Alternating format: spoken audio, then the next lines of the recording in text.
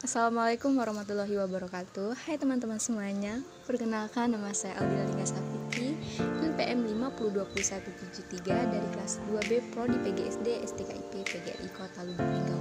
Baiklah, di sini saya akan menyelesaikan tugas dari dosen pengampu saya, Bapak Tio Gusti Satria, Magister Pendidikan, yang mana telah memberi amanah kepada saya untuk menyelesaikan tugas mata kuliah pendidikan karakter. Oke, baiklah, kita masuk pokok pembahasan, yang dimana membahas tentang konsep dasar penilaian otentik.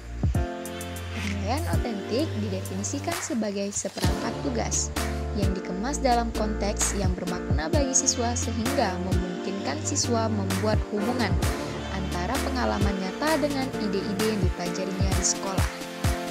Penilaian otentik dikembangkan untuk menemukan apa yang murid tahu dan apa yang murid bisa lakukan dengan pengetahuannya tersebut. Berdasarkan sudut pandang ini, penilaian otentik adalah penilaian yang berkenaan dengan pemahaman dan implementasinya. Penilaian otentik juga disebut sebagai penilaian alternatif, karena penilaian menggunakan beragam teknik penilaian yang bukan hanya atas melainkan beragam teknik penilaian non-tes seperti penilaian proyek, produk, performa, dan penilaian portofolio. Yurgiantoro mengatakan bahwa pada hakikatnya penilaian otentik merupakan kegiatan penilaian yang dilakukan tidak semata-mata untuk menilai hasil belajar siswa, melainkan juga berbagai faktor yang lain, antara lain kegiatan pembelajaran itu sendiri. Banyak yang bertanya, bisakah karakter anak diukur atau dinilai? Karakter anak dapat diukur dengan melihat proses biologis yang mana meliputi perubahan-perubahan fisik individu. Yang kedua yaitu proses kognitif, yang dimana meliputi perubahan yang terjadi pada individu mengenai pemikiran, kecerdasan, dan bahasa. Yang ketiga yaitu proses sosial, meliputi perubahan-perubahan yang terjadi dalam hubungan individu dengan orang lain, perubahan-perubahan dalam emosi, dan dalam kepribadiannya. Dengan adanya perubahan-perubahan tersebut, maka akan membentuk karakter anak yang berbeda-beda. Dalam pengukurannya, kita dapat mengetahui sudah sejauh mana anak tersebut mengalami perubahan sehingga kita dapat menilai karakter tersebut. Next, strategi pengembangan penilaian karakter berbasis penilaian otentik. Budimansyah mengatakan bahwa dalam konteks mikro pada satuan pendidikan, maka program karakter perlu dikembangkan dengan prinsip-prinsip sebagai berikut. Yang pertama, berkelanjutan. Yang kedua, melalui semua subjek pembelajaran. Yang ketiga, nilai tidak diajarkan tapi dikembangkan. 4. Proses pendidikan dilakukan peserta didik secara aktif dan menyenangkan.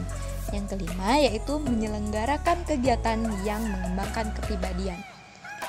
Adapun program yang dilakukan di sekolah untuk pendidikan karakter, di antaranya mengembangkan modal pembelajaran berbasis karakter, mendukung pembudayaan organisasi sekolah, dan memberikan layanan konsultasi serta implementasi pendidikan karakter. Baiklah, kita masuk pokok pembahasan yang terakhir, membahas tentang mengembangkan model penilaian karakter berbasis penilaian otentik.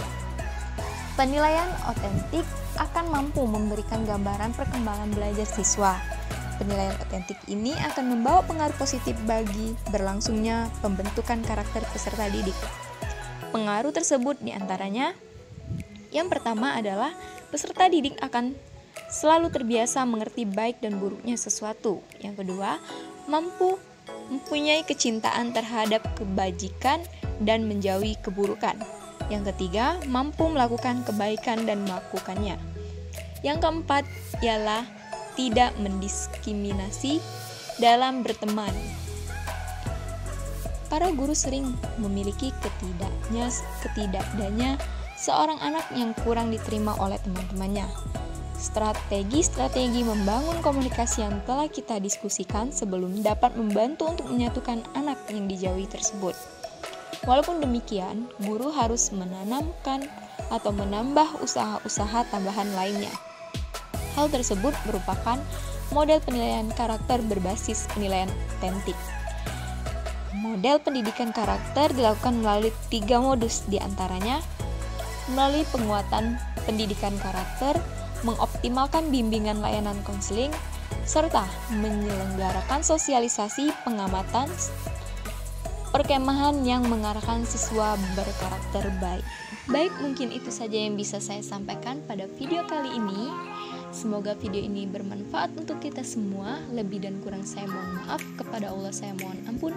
Wabillahi taufiq wal hidayah. Wassalamualaikum warahmatullahi wabarakatuh. See you semuanya.